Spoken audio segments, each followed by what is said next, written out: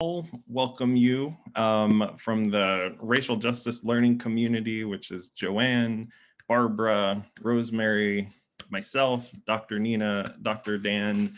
Over the last year, since even before COVID times, we started to explore in the period when Unitarianism first really was formed through now in today's topic, the 60s and 70s into the 80s, what is the role of racial justice and the Unitarian and Unitarian Universalist movement? And just as we begin, as we always should, we recognize that First Church is located in traditional and unceded homeland of the Massachusetts and Pawtucket peoples who have stewarded these lands for generations before the violent displacement by Europeans. We also recognize that our acknowledgement is insufficient and that we must call on each other and our government to find ways to materially support the aims and aspiration of Indigenous tribal governments in pursuit of restoration, restitution, and land maturation. I have the honor of introducing two great friends of First Church Boston, Dr. Daniel McKennon and Dr. Nina Estrella Luna.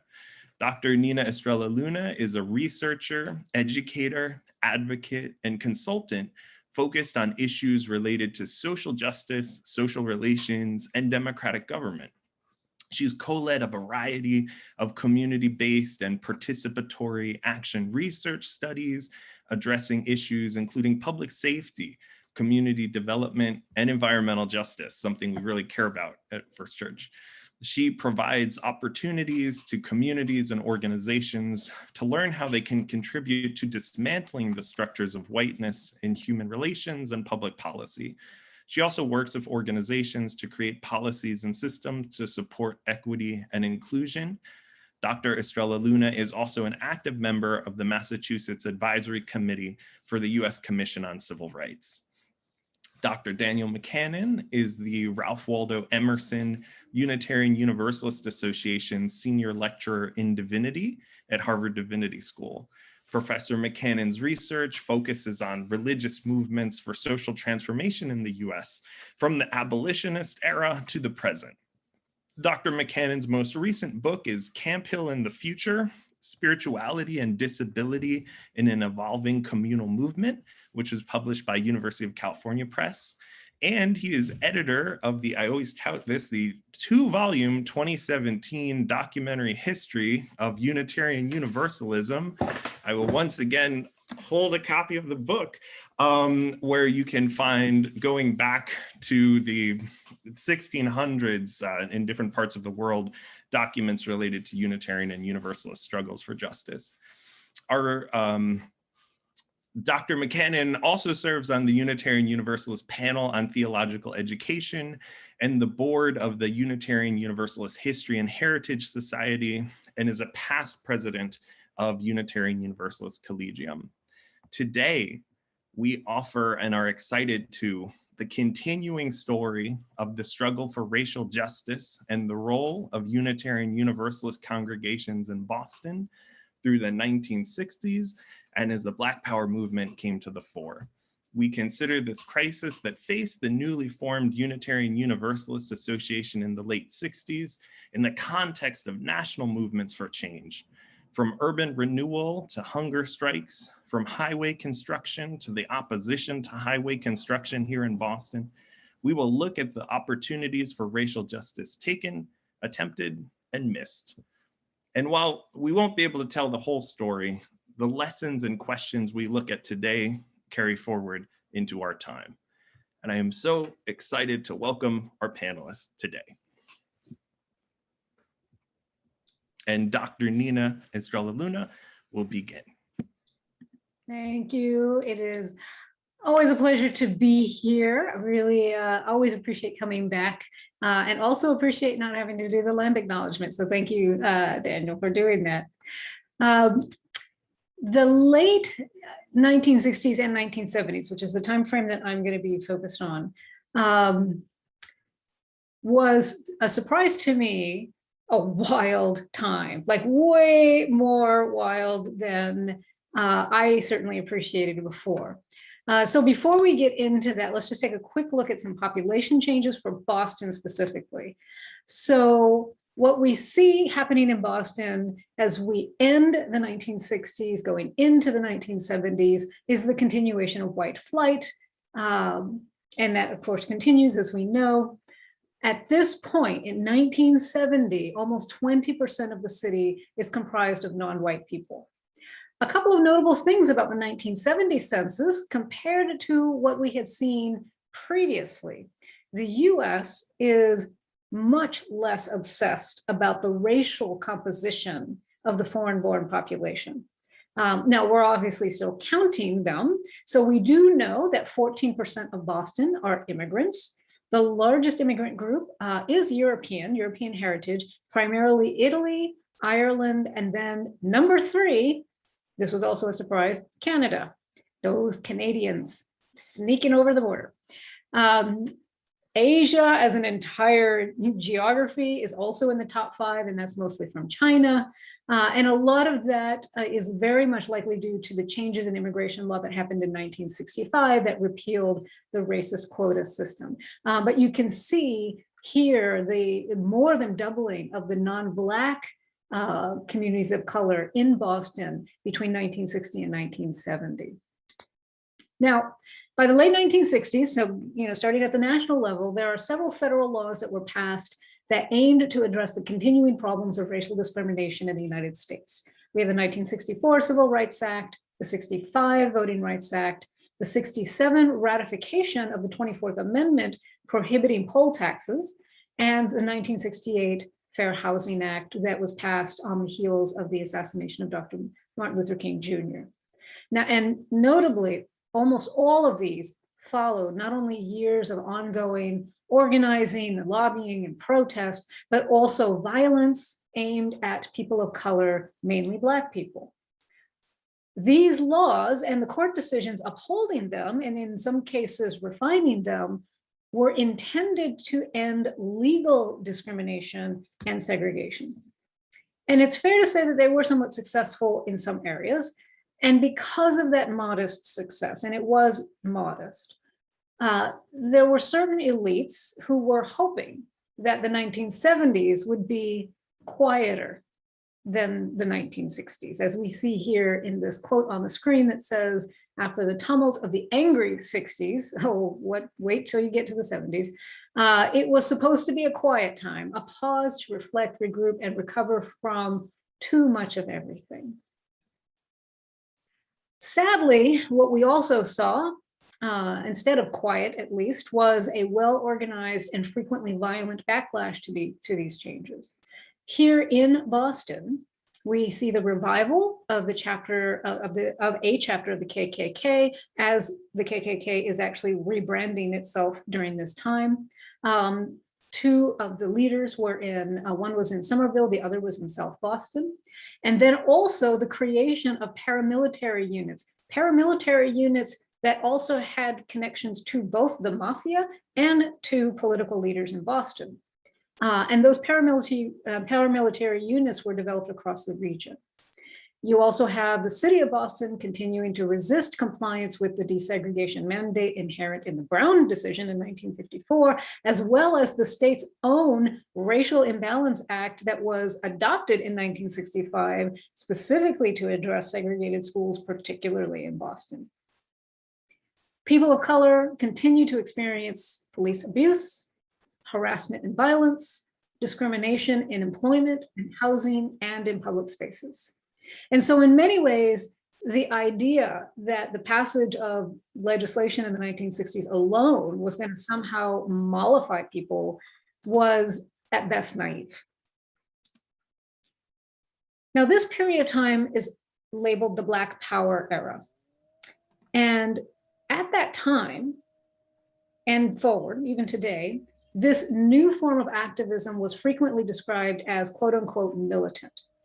And to be sure, the Black Panthers, the Young Lords, the Brown Berets, and others did use the term revolutionary a lot. It's in all the materials, probably overused.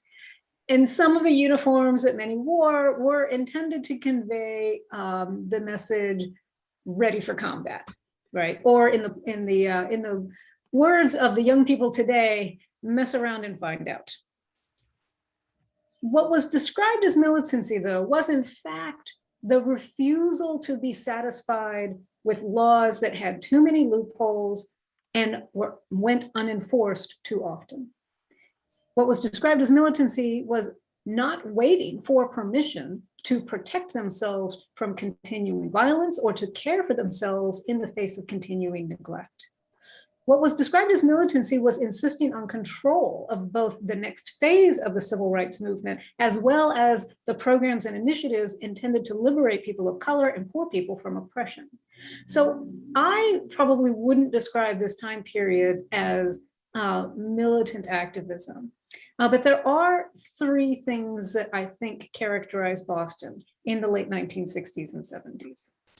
So the first is related to that insistence on controlling how solutions were created. That way of thinking is rooted in the understanding of the complex ways in which oppression and domination manifest. And that understanding, of course, is rooted in the lived experience of that oppression. So the new civil rights activists emerging out of the 1960s into the 1970s not only insisted on control, but more importantly, they refused to confine their concerns or their demands to a single issue that they knew from experience could be, attempted to be addressed oftentimes symbolically with a single law or policy that would then be too easily ignored. These newest activists deeply understood that structural inequities in housing, in education, in employment, in access to healthcare, in law enforcement and the carceral state. Remember, this is the beginning of the mass incarceration that we live with today. And of course, the Vietnam War, among other issues, were all interconnected. They all wove together to form the rope that kept people of color and poor people in their place. It's important to think about it in these terms, for me at least, because when we think about this time period in Boston, the 1970s in particular, we have a tendency to focus on the fight against discrimination in public education and that fight leading to the busing decision. And there's a hyper focus on that. And that is an important story. There's no doubt about that. But no one who participated in the many protests, in the many actions, and in all of the organizing and coalition building against the discrimination and maltreatment of Black students and English language learners in Boston saw that as distinct or separate from discrimination and maltreatment in housing, employment, and other areas of life. What is interesting to me is that a number of the social innovations that were created and led by people of color who were not waiting for permission to do this, innovations that solved or attempted to solve the problems created by oppressive social conditions. And those innovations were often later adopted, and some would say co-opted, by both the government and nonprofit institutions. And we have forgotten or have been denied a lot of that history. And I'm just going to give you one example. So we have the Boston chapter of the Black Panther Party that established a free health clinic near Tremont and Ruggles in Lower Roxbury. Now, to be clear, Black Panther chapters all across the country did this. It's not like it started here. It actually started in Oakland. But the Boston chapter, working in coalition with anti-highway groups who had set up a blockade on land cleared for the extension of I-95, and we'll get to that story in a bit, they set up a trailer that you see here on the screen to provide free healthcare staffed by volunteer medical professionals. I read somewhere actually that they even performed eye surgery on a young girl in that clinic, and who's now a not young girl, whose vision was actually repaired through that surgery. And they did this not just because healthcare at this time was expensive, it was often you had to pay for it out of pocket, Medicaid was insufficient, it was also brand new. They did this in large part because the racism in medicine made for humiliating experiences at best, and too frequently led to death or disability due to negligence and other forms of malpractice. And while this clinic only operated for about 2 years, the clinic became the model for community-based medical care that was provided by the nascent community health center movement here in Boston and across the country. So in this period of time, when you hear Black and other activists talking about Black power or brown power or red power or yellow power, those were all terms that you heard in that time period. This is what they were talking about. They were talking about leading and controlling the solutions to the problems created by racist systems.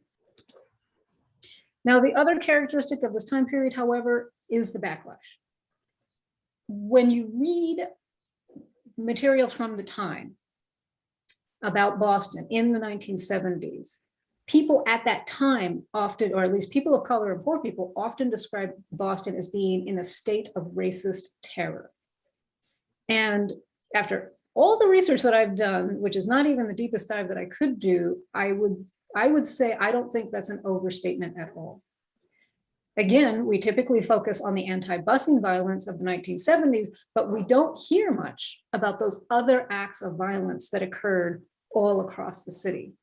We have, as we see here on the screen, attacks against Black people, Black families who dared to use Carson Beach in South Boston.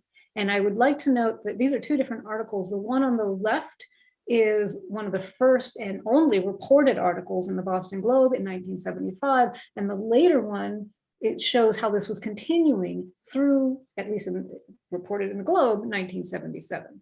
And we actually do know from oral histories that this kind of harassment had continued into the 80s and 90s.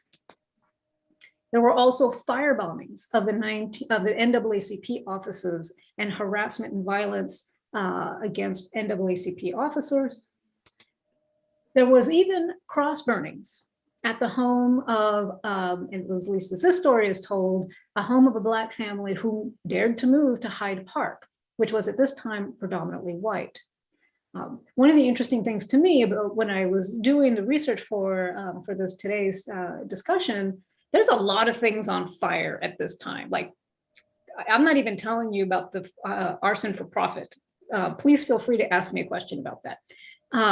Lots of things are on fire. And of course, there's a high tolerance for violence directed at people of color by the Boston Police Department. And as this columnist of the Boston Globe remarked in October of 1979, there are far too many, in his words, haters who think they can get away with violating the civil rights of others because there are too many people in positions of authority who do little or nothing about it. I'll give you one story about this. It's a story that's literally close to home for me, living here in East Boston. So we have the Maverick Gardens public housing development in East Boston. And East Boston, long before the busing decision, had become a hotbed of white mob violence directed at people of color. In August of 1975, a mob of somewhere between 100 and 200 white people, mostly young people, attacked the home of Robert Pfeiffer. They threw bricks, bats, stones, and Molotov cocktails into their home. The Pfeiffer family was one of 20 Black and Puerto Rican families who had been placed in the Maverick Gardens apartments. And these attacks were not new. They had been going on, at least according to the court records, for at least 2 years. Mr. Pfeiffer called the police and they arrived. And they just stood by and refused to disperse the crowd. They did, however, come back later in the evening and arrested Mr. Pfeiffer and his nephew, Gary Franklin, on charges of assault and weapons, illegal possession of weapons. They were convicted by an all-white jury. Upon appeal to the Supreme Judicial Court, however, the court ordered a rehearing, finding that it appeared, this is the language, you have to be cautious because it's a legal decision, it appeared that police actions and inactions may have been racially motivated, and the lower court, should have taken that into account before proceeding to trial. I wish I could tell you how Mr. Pfeiffer and Mr. Franklin's stories end, at least how they ended in the court. Sadly, I haven't found a single newspaper article or report yet describing what happened in the later court decisions. What I do know, and that's most important to our story today, is that they, the Lewis family, and most of the other families of color left Maverick Gardens, moved to Roxbury. And in the end, these white mob attacks tolerated by the police in East Boston and elsewhere were largely successful in expelling people of color and immigrants out of many neighborhoods for decades. The only neighborhood that did not successfully push out Black people was Hyde Park. And so the white families left, which is why today it is a predominantly Black neighborhood. Now, despite the racial backlash, or maybe perhaps because of it, the late 1960s and 1970s, bleeding into the 1980s, is interestingly characterized also as by the development of multiracial organizing and coalition building. This is an era in which more and more white folks are beginning to learn what it means to be true white allies, or even white accomplices. There is, and this is why it's a lot going on in this period, there's a lot of pro-social, radically inclusive, radically democratic experimentation happening that involved coalitions across race, across gender, across class, across neighborhood, across issue. You see this in the multiracial protests, as we see here on the screen, by Mothers for Adequate Welfare against the degrading treatment they received from the Boston Welfare Department. You see this in the anti-war protest. You see this in the Black activists from Roxbury, notably Chuck Turner, may he rest in peace and power, supporting the white Italian activists in East Boston fighting the expansion of the airport. But you probably see it most clearly in the anti-highway expansion fights.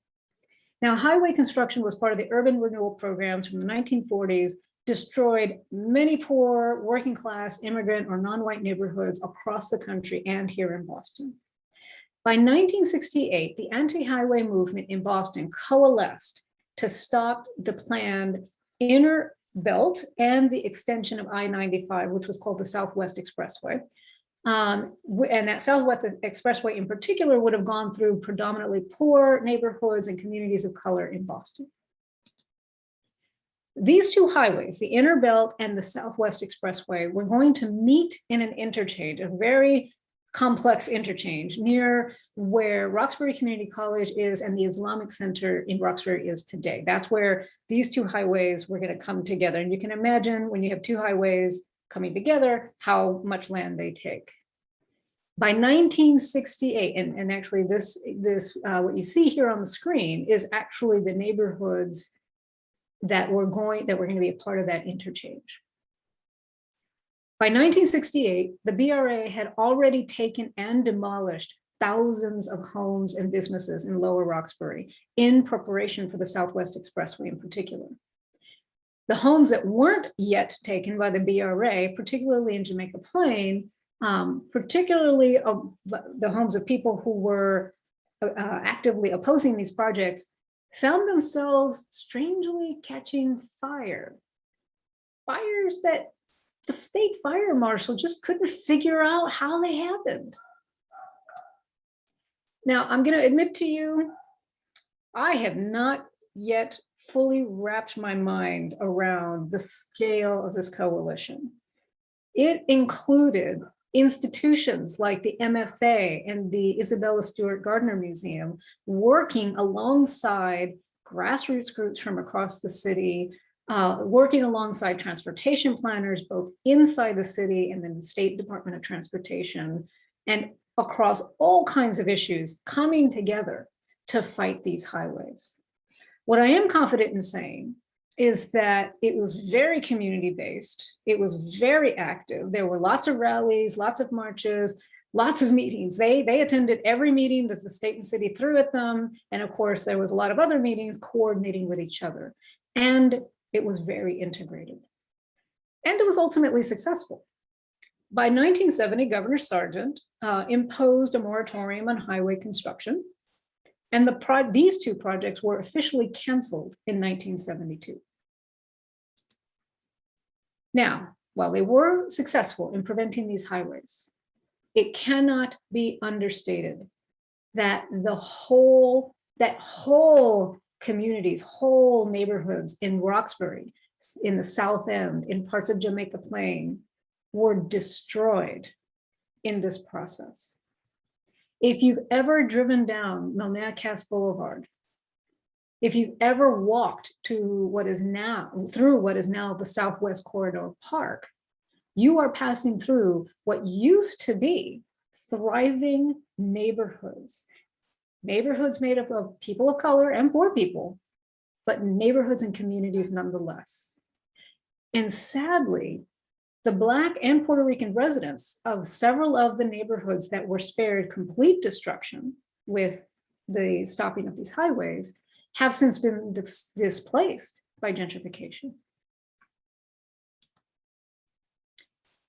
So this was a much busier time, a much busier time period than I expected when I started looking into this. And as I reflect on this period of time, it strikes me how strongly it resonates with the current moment. The unapologetic demand for white or otherwise privileged folks to step back and to be led by people of color and marginalized people. The backlash to the possibility of something radically different than what we've chosen to live with. And also the fearless experimentation in different ways of doing and thinking and being with each other. It almost feels like we're getting another chance to get it a bit more right this time. I think I will stop here and pass it on to Professor McCann. Thank you so much, Nina. This was really, amazingly illuminating to understand the depth of everything that was going on right here in Boston in this period. So my task, of course, is to talk about the Unitarian Universalist side of the story, mostly at the national level, and to a small extent in Boston as well. And what I'm going to do, I'm going to begin a little differently than I usually do, and structure my talk a little bit as a thought experiment. So as I pull up my slides, I invite you to begin by imagining that it is May 1968 rather than May 2021.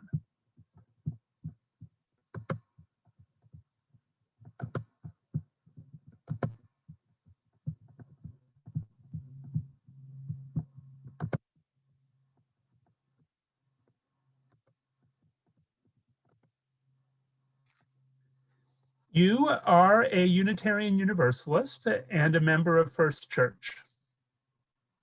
For the past decade, you've been supporting civil rights activism. You admire the work of Martin Luther King Jr.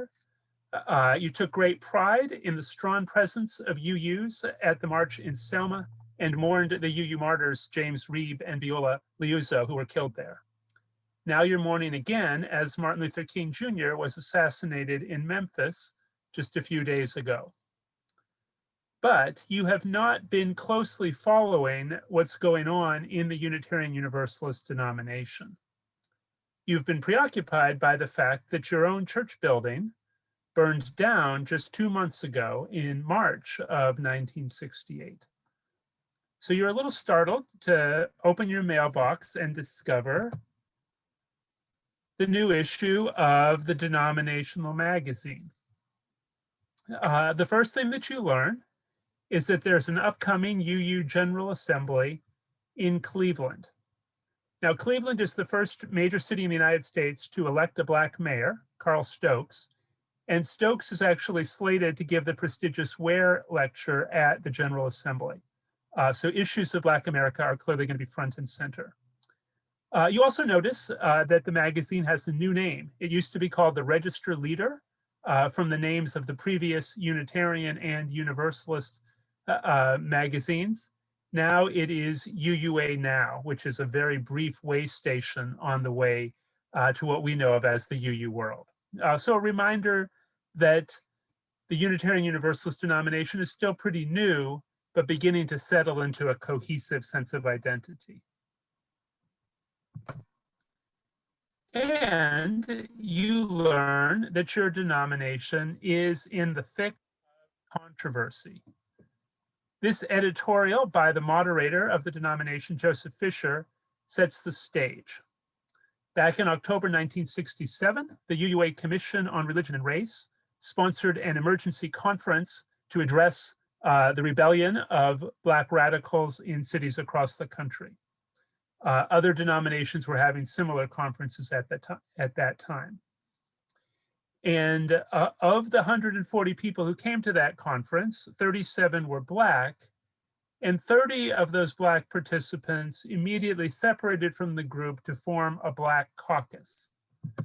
And the Black caucus crafted a statement that expressed their allegiance to the emerging philosophy of Black power. Racism, they suggested, had so corrupted the souls of white folks that neither love nor reason alone can transform the racial situation in the United States. What's really needed is a powerful assertion of Black dignity, led by Black people themselves, to rearrange the power structure of America.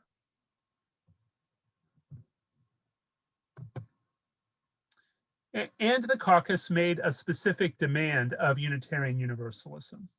They called for the creation of a Black Affairs Council with majority Black membership to administer the spending of $1 million, which was still a lot of money back in 1968, transferred from the UUA endowment over a period of 4 years. And the vision was that this money would support not only activities for Black UUs, but empowerment activities, community development activities for the larger African American community in the United States. The other delegates at the conference, confronted with this proposal, endorsed it. The UUA board, confronted with the same proposal, turned it down and suggested an alternative structure in which the money would not come directly from the UUA endowment, but would be fundraised separately and would be administered by a commission created by the board without a guarantee of majority Black leadership. So this is the conundrum, basically, that is being brought to the delegates of the UU General Assembly in May of 1960. Should they accept the board's counterproposal or embrace the radical vision of Black empowerment put forward by the caucus? And this issue of UUA Now that has fallen into your mailbox is intended to help you as a Unitarian Universalist make sense of the choice. So it has a number of articles written by different players in this story. This is a passage from the article intended to introduce the perspective of the Black caucus. It was written by the chair of the caucus, Hayward Henry, who was himself a Bostonian. He was a graduate student in microbiology at Boston University and a member of Second Church. He had participated in a Black Power conference in Newark a few months before the UUA's conference, and so had embraced this philosophy. Now, you might recall from our last session, if you were here, that Second Church had experienced a significant controversy a decade earlier when its minister proposed the recruitment of an African American as minister to BU students. So even though that effort was unsuccessful, clearly Second Church's ministry at BU continued to be focused on issues of racial justice, and this is what drew Hayward Henry into the congregation. Another Bostonian in the Black caucus was Ben Scott, who was a chemist who'd worked on the Manhattan Project and a member of Arlington Street Church. At 45 years old, Scott was about a decade or two older than most of the other Black caucus participants. Apart from Hayward Henry and Ben Scott, though, most members of the Black Caucus were from congregations in New York, Chicago, and Los Angeles, with much larger Black memberships than any congregation in Boston had. So you can see Henry's words suggesting that until Black UUs are free and self-determined, white UUs will also not be free, and that the purpose of empowerment is not ultimately separation, but true transformation. And here's another advertisement expressing the Black Caucus viewpoint.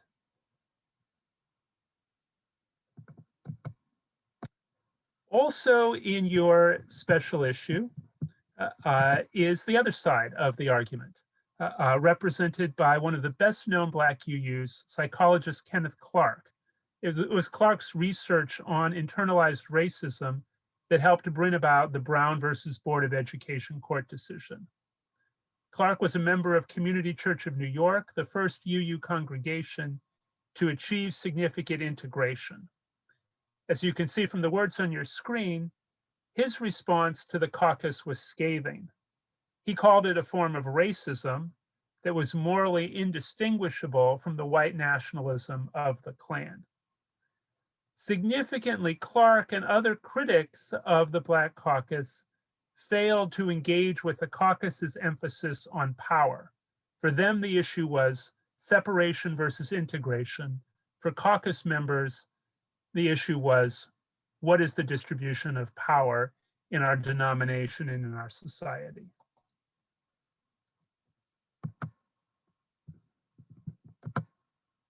A third group that you would see represented in this special issue of the magazine is the large group of white Unitarian Universalists who had rallied in support of the Black Caucus.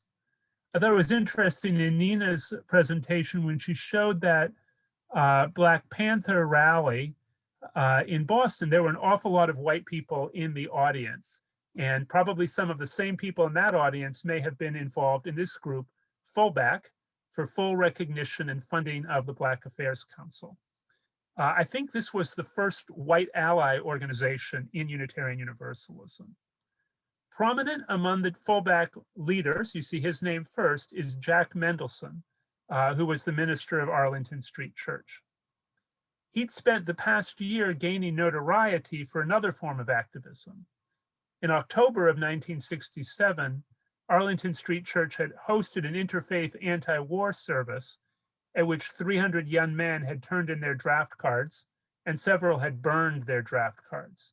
This was the first major incident of large-scale draft card burning during the Vietnam War and led to a major trial. And this incident was also on the agenda at the 1968 General Assembly, which voted to support what had happened at Arlington Street Church. So you see how different activist causes, the anti-Vietnam War cause and the cause of Black Power, are very closely related. Finally, just before the Cleveland General Assembly, so briefly before that it didn't show up in the magazine, another group emerged, BAWA. It stood either for Black and White Alternative or Black and White Action. This group was organized by Cornelius McDougald, who was a Black member of the UUA board, and Donald Harrington, the white minister of the Community Church of New York. Like Ken Clark, the purpose of BAWA was to reject what they saw as the separatist vision of Black power. So that's all I have for a slideshow. I have more that I'm going to say here in a moment, but I just want you to think for a moment about how you might have reacted reading this rather complicated denominational magazine. And now I will tell you how things actually played out. The 1968 General Assembly took the side of the Black Caucus, recognizing the Black Affairs Council as a UUA affiliate and voting to allocate the full $250,000 over 4 years out of UUA funds but not necessarily out of endowment funds. Immediately after the General Assembly, things began to shift. By the beginning of 1969, it was clear that the UUA was in a budget crisis. It had been growing rapidly throughout the 60s. Now it was starting to shrink, partly because the baby boom had ended, partly because older, wealthier UUs did not necessarily support the denomination's increasing radicalism. So the board's finance committee recommended cutting $50,000 from the allocation for Black empowerment, and at the same time made a new $50,000 commitment to BAWA, the alternative organization. So with this action on the part of the board undermining the action of the 68 General Assembly, Black Power advocates came to the 1969 General Assembly here in Boston, eager for a fight. Early on, they demanded that the agenda be changed to allow immediate action to restore the funding. When the delegates rebuffed that, Black caucus members walked out, and a bit later, their white supporters also walked out and reconvened at Arlington Street Church.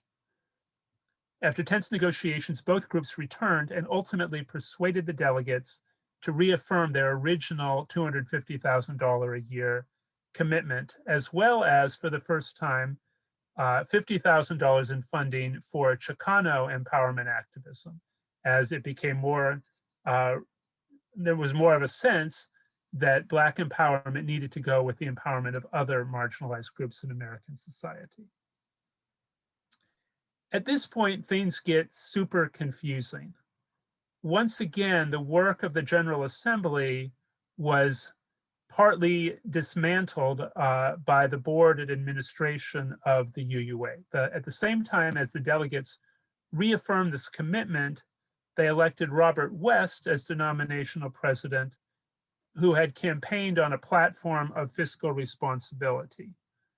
And it's true, the fiscal situation was becoming increasingly dire. So when West's administration restructured its commitment to the Black Affairs Council, the Black Affairs Council disaffiliated in order to do its own fundraising, which came in the form of the so-called back bonds, which allowed churches to front some of the money as investments with the hope that additional fundraising would allow them to be repaid. One Boston area congregation, the First Unitarian Society of Newton, made an especially large investment in the back bond program. But the tensions with the denomination divided Back and the Black Caucus. Some Black Caucus members were fully committed to the Black Power philosophy and fully committed to Unitarian Universalism. Even though things were rough, they wanted to stay in the struggle. Other Black Caucus members felt so betrayed by the changes in denominational policy that they wanted to walk away from Unitarian Universalism and essentially create a separate movement, which they called the Black Humanist Fellowship. Hayward Henry, now known as Mtangilisi Sanyika, was one of those who was increasingly stepping away from Unitarian Universalism. And ultimately, he became a Presbyterian minister while continuing to espouse a Black nationalist philosophy. The result of all this was that there was a schism within the Black Caucus and protracted legal fights between the two strategies, one of remaining connected to Unitarian Universalism, one becoming more separate. Not all of the money was wasted. In addition to supporting Black activities within Unitarian Universalism, the council provided some of the key funding for the work of Maulana Karenga, the Black Studies scholar who developed the Kwanzaa holiday. So there's a little UU connection to the Kwanzaa story. But a larger vision had been lost, and it was the vision that Unitarian Universalism could be a catalyst for a wider embrace of Black Power philosophy and a wider, genuine process among all the institutions in the United States to restructure the dynamics of power ensuring that the descendants of people whose enslaved labor had built this country would have a real voice in shaping the future of all of our institutions. I'm going to conclude by saying a few things about congregational stories here in Boston. As I've suggested, Arlington Street Church was one of the congregations most fully committed to the Black Power model.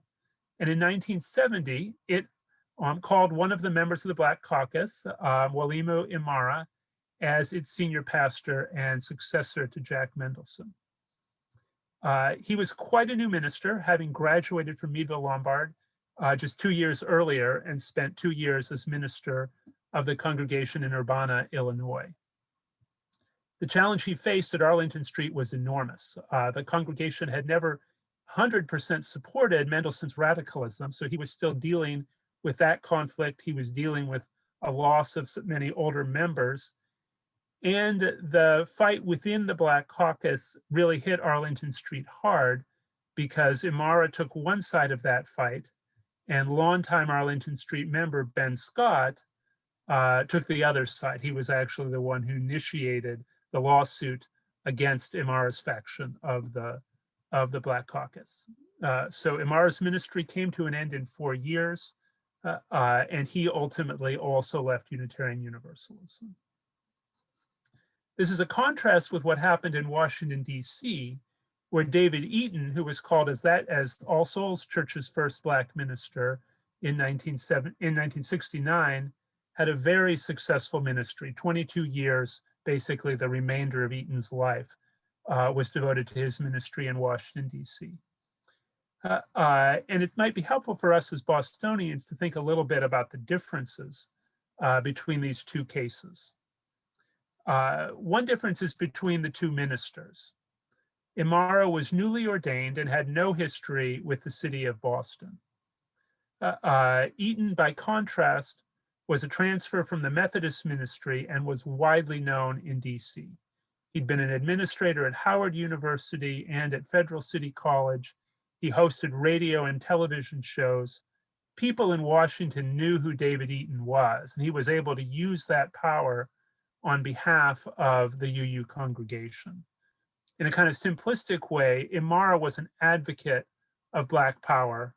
All Souls had in its minister somebody who held actual power in the local Black community.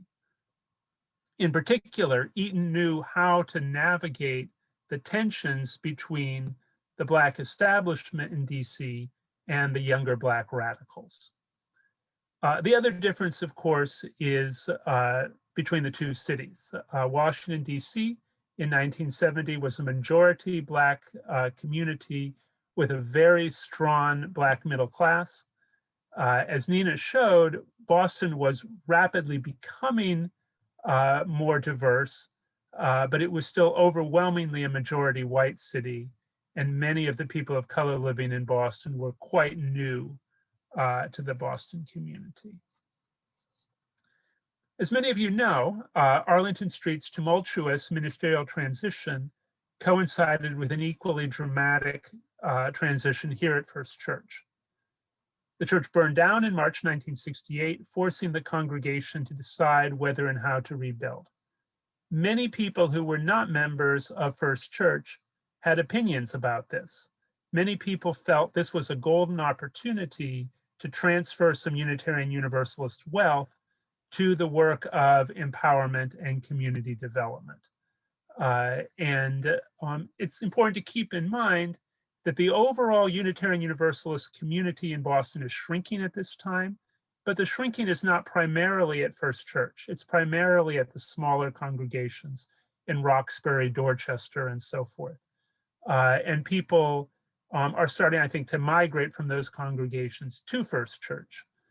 And of course, Second Church is also shrinking very rapidly in this time period. So it's in this context that First Church makes the decision both to merge with Second Church and to rebuild on site as a way of continuing a strong Unitarian Universalist presence in Boston. But this was an enormously painful decision because everyone involved here was keenly aware that there were other possibilities and that some of their neighbors, both Black neighbors and white ally neighbors, would feel betrayed by the choice to continue the life of this congregation in its location. So that was 1968 and 1969. I will be much briefer than Nina about what happens after that. I think it's fair to say that Unitarian Universalism put less priority on issues of racial justice in the 1970s, in part because the memory of this conflict was so searing. During the 70s, the denomination dealt with a steep decline in membership and a steep rise in women in ministry. Rural congregations in New England were the ones that declined the most.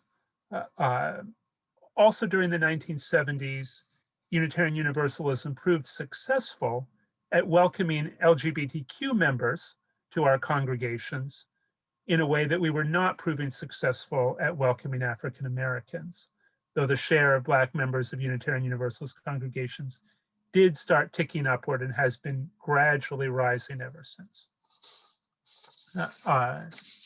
Beginning in the 1980s, conversations on racial justice began reappearing, first with the publication of Mark Morrison Reed's books, and then with an energetic conversation about cultural appropriation. In 1997, a report entitled Journey Toward Wholeness introduced the language of anti-racism, which put the emphasis on structures of racism and on the role of white people in perpetuating those structures. In many ways, that reframing was the beginning of today's conversations about white supremacy, and also an echo of the reframing proposed by Black power advocates and not fully heard by Unitarian Universalists way back in 1968. Thanks so much.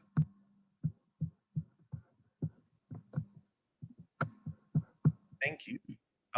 What we're going to do is we were chatting in that we're going to do 10 minutes now of just Q&A, initial Q&A. Then we'll go into our small groups just to process a little bit, like, oh, what was surprising? What's something you're still curious about? Then we'll come back again as a whole group. But just there's a lot of stories, a lot of different things that have risen up. There were a few questions in the chat, but if anyone has a question, I'll ask the two that Carol wrote. But then if someone else has a question, please just write it in the chat, or you can wave a hand and then we'll direct it to either Dr. Dan or Dr. Nina. And our first question from Carol Ryman is, and I think this is directed to both, can you compare and contrast sort of 1960s community solutions and actions with actions that are being taken today across issues that affect Black, Indigenous, Latinx, Asian, people of color in the city today? So I'm happy to start with that to allow Professor McCann a moment to think. There's a number of key similarities and a number of key differences. So one of the things that's very similar is sort of the emergence of a very powerful young people-led activism, right? The youth, well, what folks my age and older will call youth, because everybody basically under the age of 30 is a young person now. My last semester of teaching university, I was like, who are all these teenagers? Why are high school students being allowed on the college campus? And they were like 20 years old. And so that youth leadership is not just that their activism is different and more energetic. It is actually that they want to keep going, right? And I think that was a key difference from the more institutionalized leadership of the civil rights movement of the 50s and 60s that were more materialist in their aims than the younger folks were.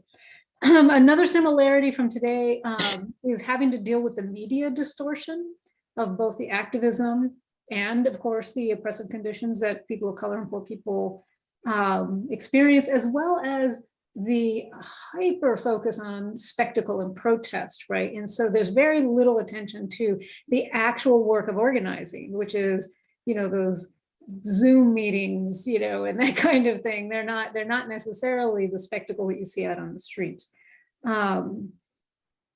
The one through line throughout all of this history, really, and as well as through today, is the centering of police abuse of power as a primary issue. That is something that has just, it has always been the problem. It's usually the thing that kicks off a lot of uprisings in neighborhoods of color. So that's one through line that you see that's common from then and today. I think the major differences is one of the demands of BIPOC leadership today is for white people to do the work amongst themselves. And that is, you don't necessarily see that demand happening in the 60s and 70s. The demand in the 60s and 70s is let us lead, whereas today, us BIPOC folk are asking white folks, you need to lead each other. Like you need to don't focus on us, focus on yourselves. And then I think there's more white folks who are interested, even if they don't know how, well, I can say as a consultant, more white folks are interested in doing that now. And they're more aware of the dangers of white savior complexes and things like that. I think the other two big differences is today you don't find a whole lot of emphasis on integration as the sole or best solution, right? And so even though the 60s and 70s is often framed by white folks, especially white historians, as, Black nationalist and Black separatist, that really wasn't what a lot of movement folks, even Black Panther folks, were actually aiming for. Whereas today, they wanted integrated schools, they wanted those kinds of things. But today, you have more of an open discussion about, well, maybe we do need to have separate spaces and that's okay, right? And you have more white folks coming on board with that idea.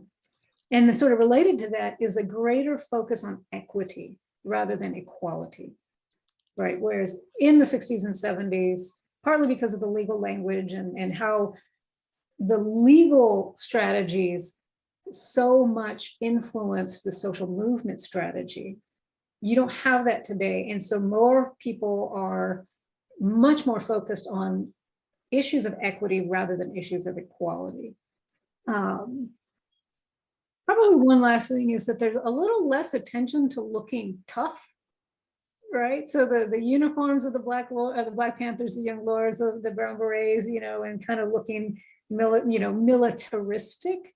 You don't see that as much today. And I suspect that a lot of that has to do with another potential a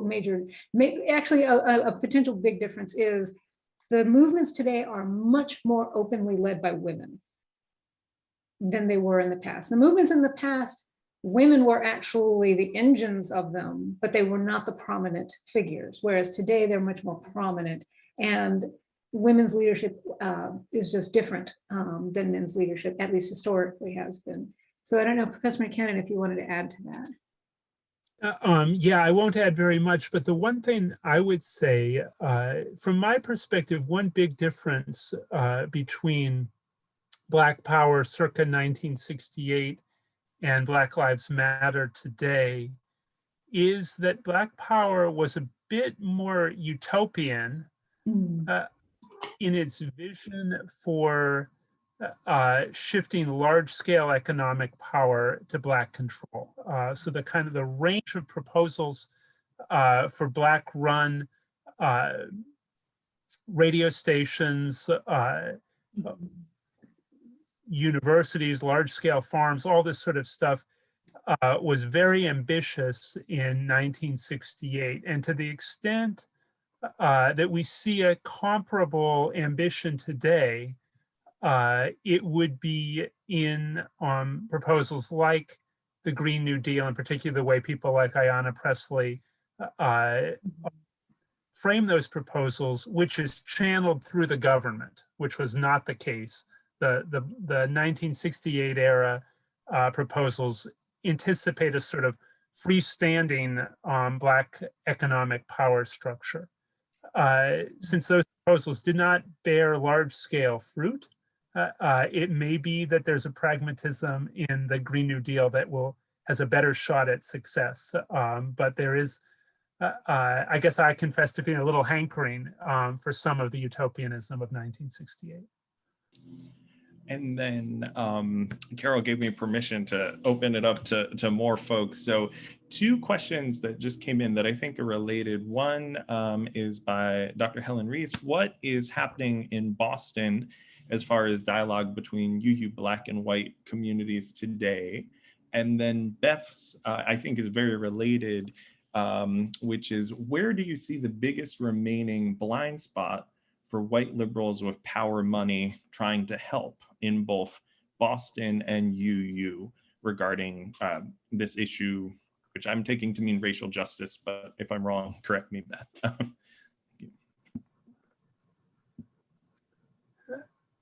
Well, I will. I can't speak to the dialogue between within the UU community. Yeah, unfortunately, I cannot really say much that is specifically Boston related on that. I don't actually know if there is a specifically Bostonian group of Black Lives of UU. It is still the case that we don't have any congregations in Boston that have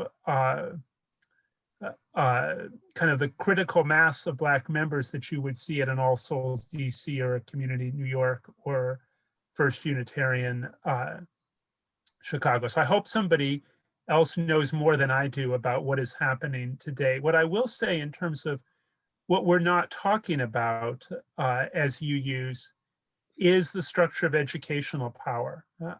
We've jumped on board really strongly with calls for defunding the police, which I fully support, but it's somewhat easy for us to do that as Unitarian Universalists because not many UUs are working for police departments.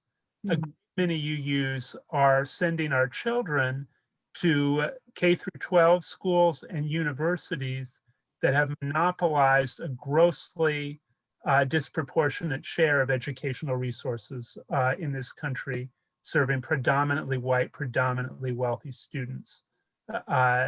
It's both through the structure of school funding, through property taxes, and the increasing concentration of higher ed resources in a small number of schools with big endowments. And my daughter's a senior in high school. She has a lot of UU friends around the country, and seeing the colleges that they're going to, it is not a cross-section of the colleges that other Americans attend. It's the colleges that have a lot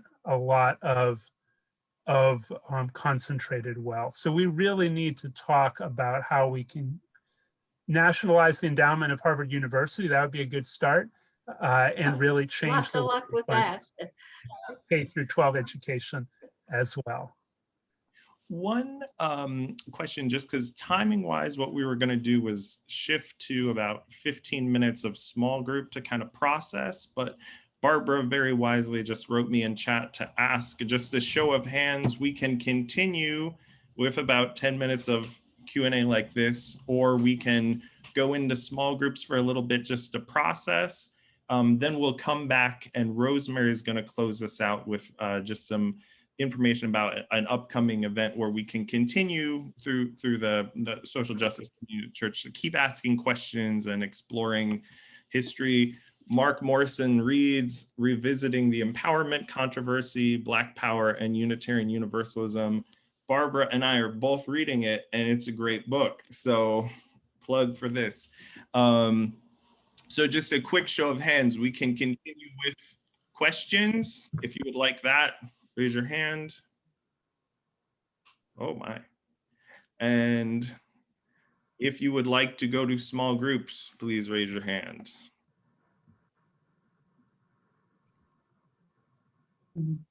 I think I appreciate, but the majority very clearly was keeping up questions. But Rosemary will lead us at the end to talk about more opportunities to talk. So more questions, please continue in the chat.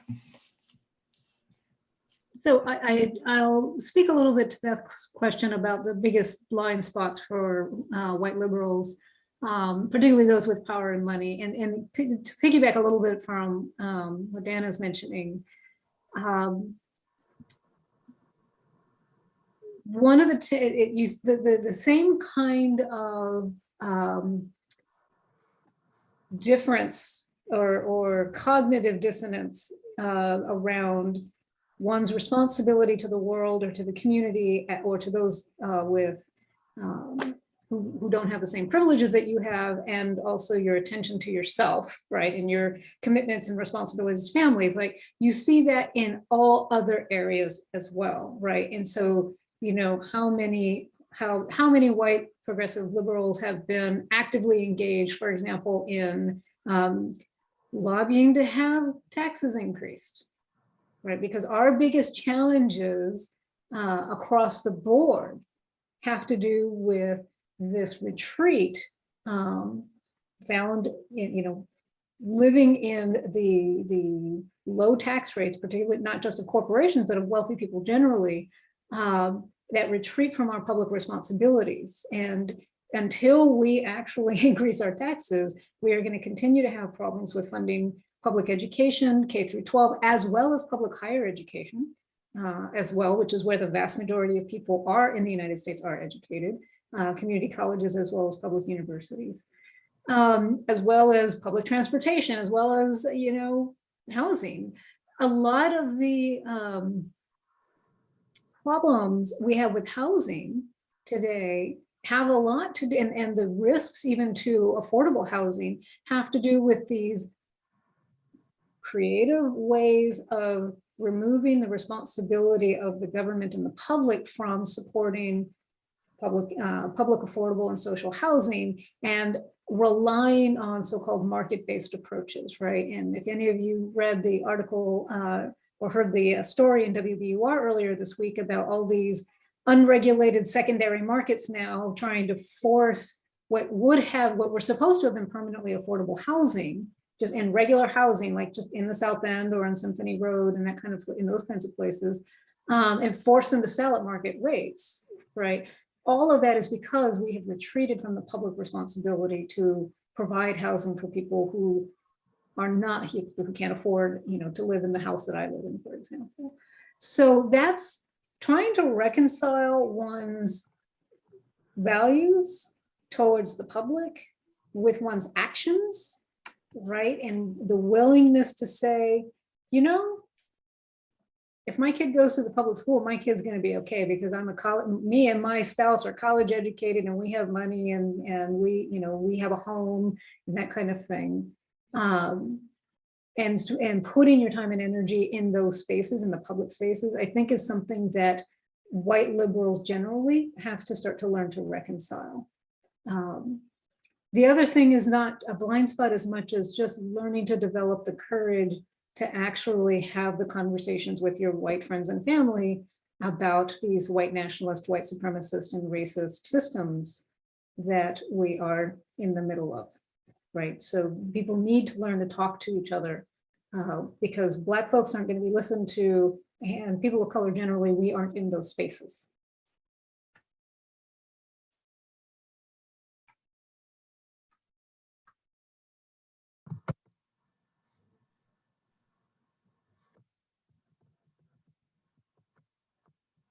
I can also, if you'd like, comment on Rosemary's question about the white affinity groups. Full disclosure, I am a consultant that facilitates such groups. So I think they're fabulous. But I think they're fabulous because this is the space, the white affinity groups do two things. One, it removes the opportunities for re-traumatization of people of color when you are going through your learning journey around anti-racism and white supremacy, right? For folks of color being in those spaces, they, white folks are very, very far behind in their sense of racialization, themselves as white people, in understanding the history, and having to be in the position of guiding white folks through that process is actually, it can be very traumatizing for people of color, and it's not their responsibility. For those of us, people of color, who have taken that on, we do that very intentionally. But for a lot of people of color, that it can be traumatizing. So it creates a space for people of color to go through their own journey, because we have our own issues of whiteness and that kind of thing to get through.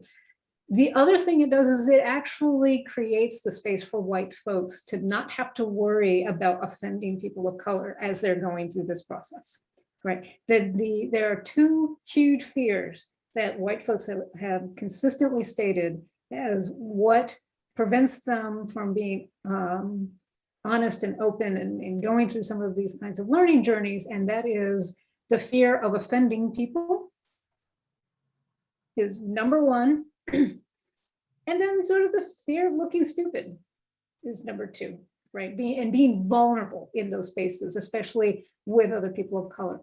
And so it creates that space where white folks can learn to support each other as they go through that process, and then take those skills to other, outwards, without actually harming other folks of color. So I think they are great. I highly recommend them. Dr. Dan, thank you, Dr. Dan. Dr. Dan, I have a question for you, which is that between this period and the one we're living, and it's fair to say as a historian, you don't want to comment on that, but between this period and the one we're living in, what are the biggest differences and similarities that you observe in like Unitarian Universalist culture? You can apply that directly to Boston. You could speak more nationally. But what is the greatest similarity and what's the greatest difference between these two periods? Yeah, so I think the greatest, I think the greatest similarity is that in 1968 and in 2021, Unitarian Universalists as a community believed that racial justice was our number one social justice priority.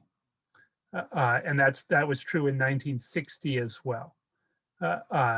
Go back much before the founding of the UUA, it probably wasn't true. But for the entire history of the UUA, racial justice has been our stated top social justice priority, but it has never been the social justice issue on which we have worked most effectively. We've had a far more nationally transformative impact on issues like marriage equality, maybe even on environmentalism, than we have on racial justice, even though we've always thought of racial justice as our top priority. And that's, I'm not sure I have a full interpretation of that, but that's just a really interesting reality.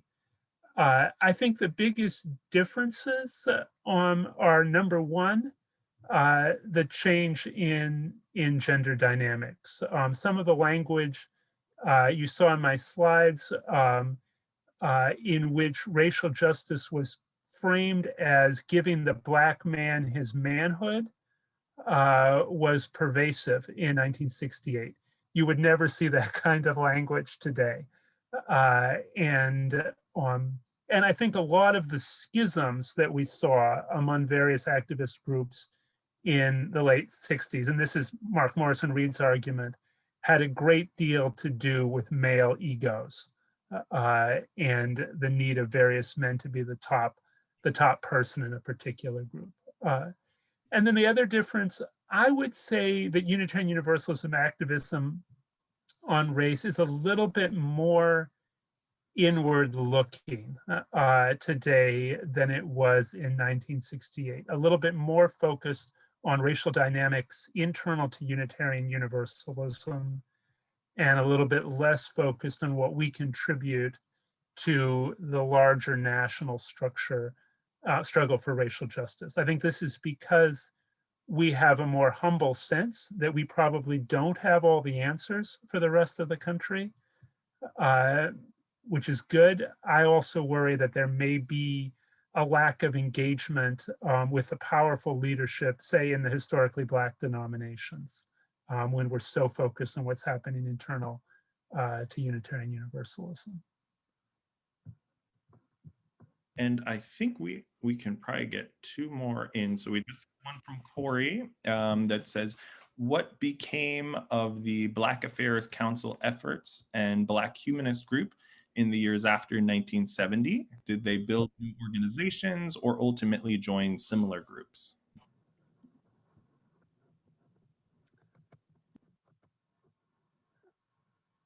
I think one real irony is that so many of the Black leaders in those groups left Unitarian Universalism either permanently or, in the case of Bill Sinkford, temporarily as a result of what happened. And meanwhile, the leaders of the white ally organizations, Fullback, et cetera, stayed inside and moved quickly into positions of denominational leadership. And this, I mean, this speaks very strongly to what Nina was saying about the role of the sort of role of trauma in organizing. This was an thing that hit all of Unitarian Universalism, but the Black leaders in the struggle were traumatized by the conflict in a way that many of their white allies were simply energized and were able to double down their own relationship to Unitarian Universalism as a result.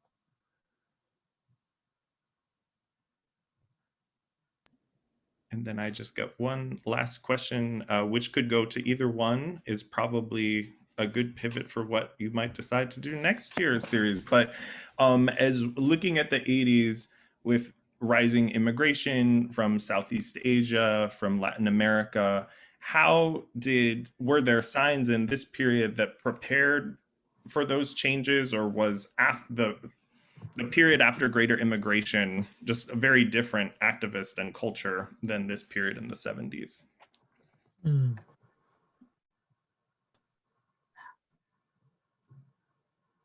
So one of the things that you will see in the 1980s is the eventual dissolution, destruction of the cross-racial coalition building and organizing. And that's not just Boston, it's nationally also. It kind of peaks a little bit with Reverend Jackson's presidential bid in mid-1980s, but pretty much after that, it just all kind of, it just dissolves.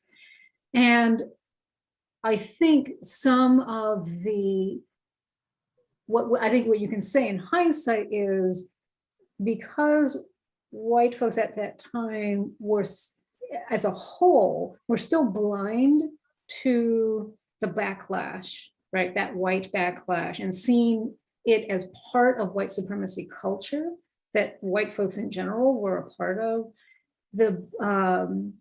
The commitments to a more white savior orientation in anti-racist work and racial justice work is part of what led to that disillusionment amongst communities of color. And then, of course, you just have this sort of just general economic strains that have a whole lot of different sources to them. I mean, we end the 80s in a recession, right? A pretty massive recession, and all recessions affect poor people and communities of color worse than anybody else. And whenever that happens, because these cross-racial, particularly amongst BIPOC groups, those were still very fragile relationships in the beginning. They hadn't really developed strong roots. They were easily destroyed when economic competition, and people could use that in order to break these alliances, right? And so, so that's one thing that I think that you can see, which is also sort of as a member of many BIPOC activist groups here in Boston and in the region and nationally, we pay very, very close attention to our process of relationship building and relationship repair.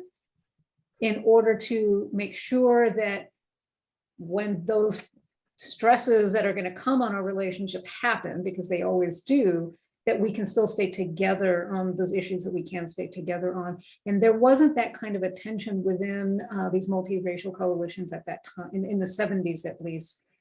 So when you get to the 80s, you see what happened.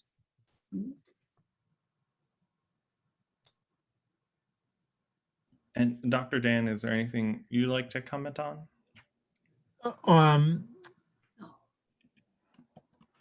So in terms of the,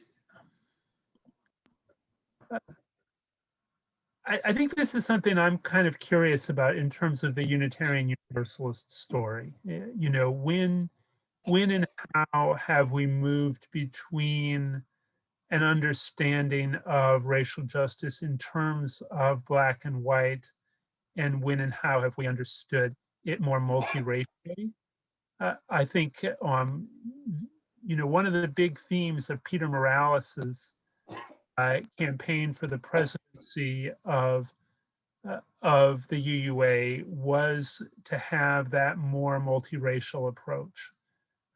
And because his presidency ended in controversy over the depth of commitment to racial justice in general,